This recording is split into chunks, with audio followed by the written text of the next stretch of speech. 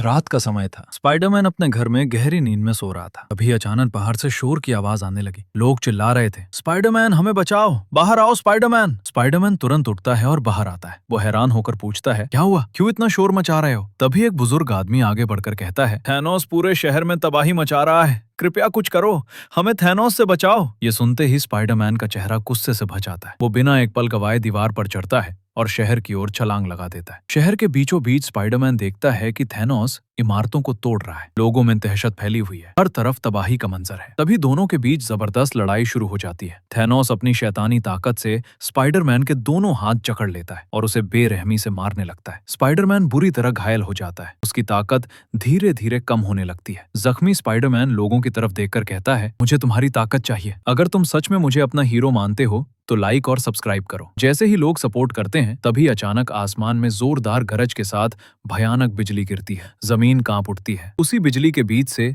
Hulk और doctor strange निकलते हैं और स्पाइडरमैन के पास आकर खड़े हो जाते हैं। डॉक्टर स्ट्रेंज कहता है, स्पाइडरमैन तुम अकेले नहीं हो। हल्क कहता है, ये लो मेरी पावर। हल्क और डॉक्टर स्ट्रेंज अपनी ताकत स्पाइडरमैन को देते हैं। जैसे ही पावर स्पाइडरमैन में जाती है, उसकी ताकत डबल हो जाती है। उसकी आंखें चमक उठती हैं। उसके शरीर से बिजली निकलने लगती है। एक ही जोरदार वार में स्पाइडरमैन थैनोस को पूरी तरह खत्म कर देता है। थैनोस राख बनकर हवा में बिखर जाता है। शहर एक बार फिर सुरक्षित हो जाता है। स्पाइडरमैन लोगों की तरफ देखकर कहता है, जब साथ होते हैं तो कोई भी दुश्मन बड़ा नहीं।